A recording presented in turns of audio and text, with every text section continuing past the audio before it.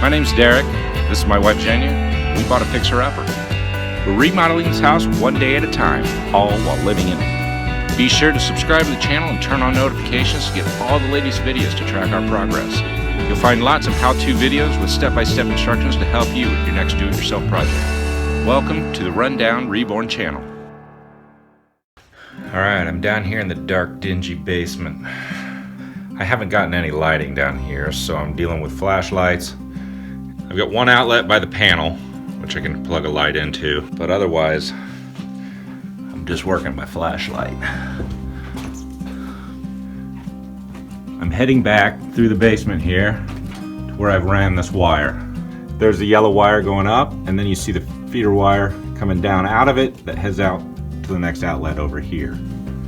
Looking underneath, you can see then that I've got the feed going into the second outlet and then continues on to the back.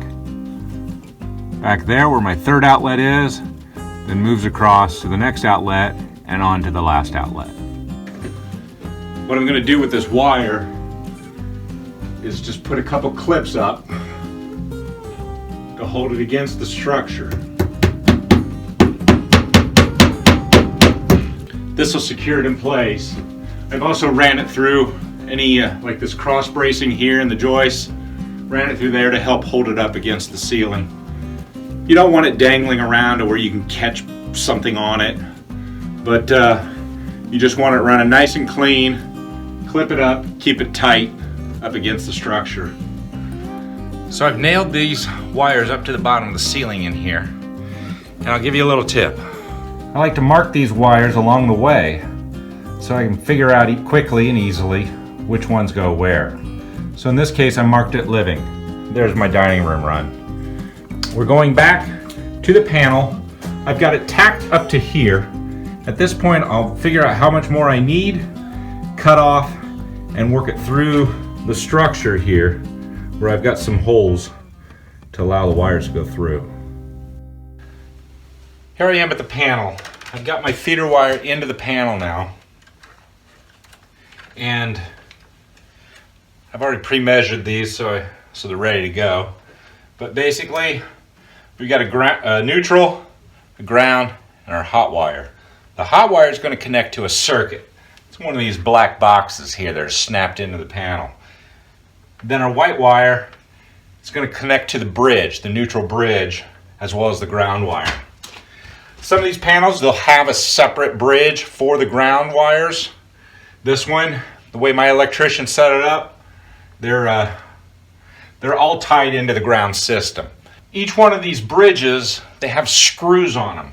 So what you'll do is slide wires under those screws through the side into a hole. So you need to get your wires so it's the right length so that you can easily just slide it in. Now this panel's hot. If I were to touch any of these prongs, it'll electrocute me. So we're just going to stay away from that. If you don't know what you're doing, turn the panel off. That's this main breaker right here. You flip that switch, the whole house is dead. However, you're going to need some light, battery operated light, so you can see what you're doing. And even though you've got the circuit off, these feeder wires coming in from the electric pole, in my case, it comes in the side here, and they come in through the top, and then you see these two black wires coming down. This silver wire, aluminum wire, is the ground wire. These two black wires are the power. This is a 100 amp panel. A 200 amp panel is just going to be bigger. It's going to have more circuits. It's going to have more power coming into it. My electrician said a 100 amp panel is going to be fine. Most electricians are going to try to talk you into a 200 amp panel. Just depends on your loads.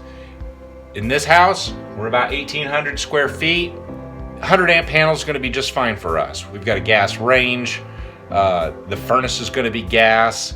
I don't need 200 amp service. To upgrade to 200 amp service, they've got to run whole new power in from the pole, not just put a new panel in. So it can be pretty expensive. A 100 amp panel is the way we're going, and this is a brand new panel. Be sure you know your limits.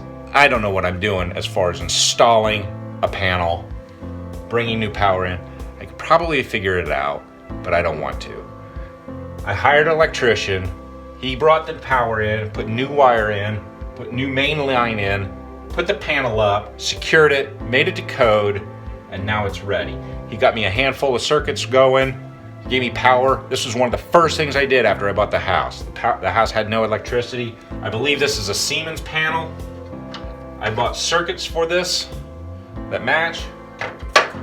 You're just gonna have to check with your panels to which circuits you're gonna buy.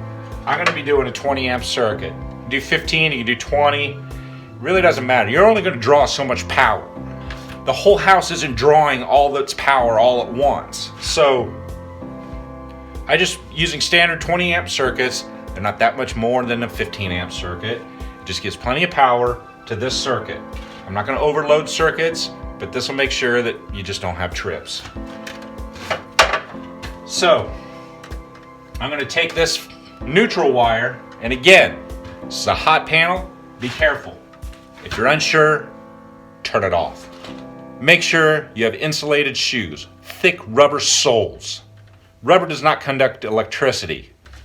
Just be careful. The neutral wires are all neutral. Not a huge risk of electrocution there. It's the black wires you gotta beware. I'm gonna get my needle nose here, grab it, and get it accessible here. I'm gonna put a small bend in it, like so, and line it up. I'm gonna take that and slide it through one of my open slots here. With a long shaft, regular screwdriver, I want to tighten that screw down.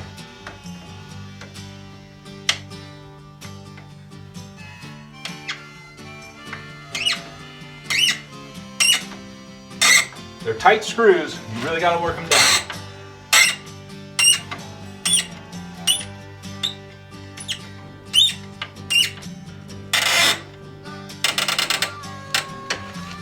There.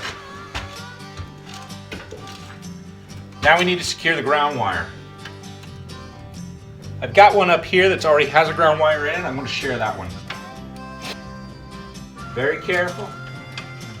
Around the top. Got that bent over. Loosen the screw that's currently holding a ground wire. I'm using needle nose pliers so I don't have to get my hands back in there and accidentally touch something I'm not supposed to touch. I'm going to feed this new ground wire in with it. In the same slot. Screw that screw back down. Secure both wires.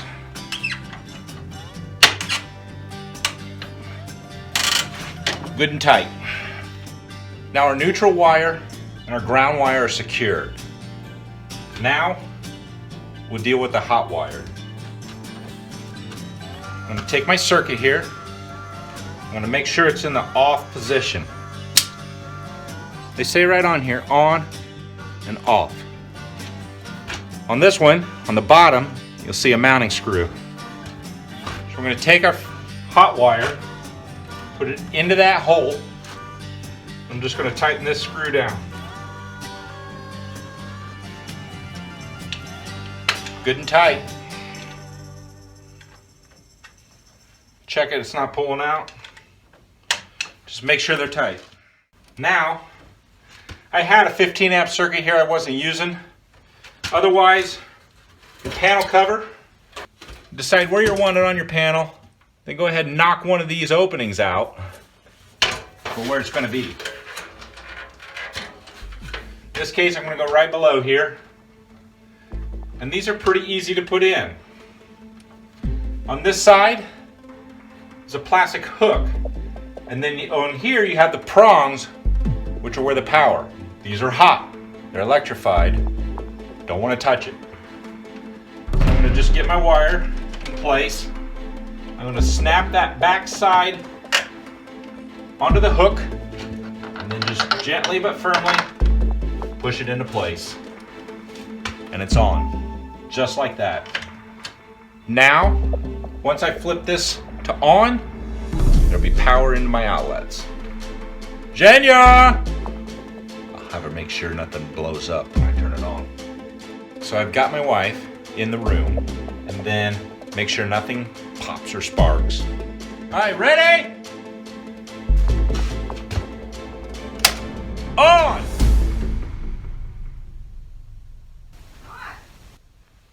All clear? Nothing happened. Let's go test the outlets. All right, I'm back upstairs in the living room.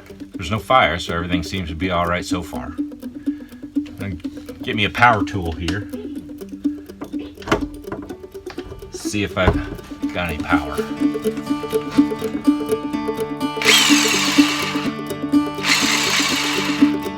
Let's test the next outlet.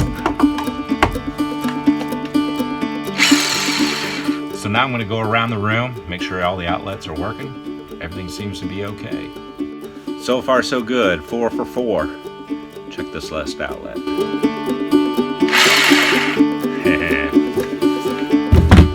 All the outlets are working, everything's looking great. So a little bit more about electrical.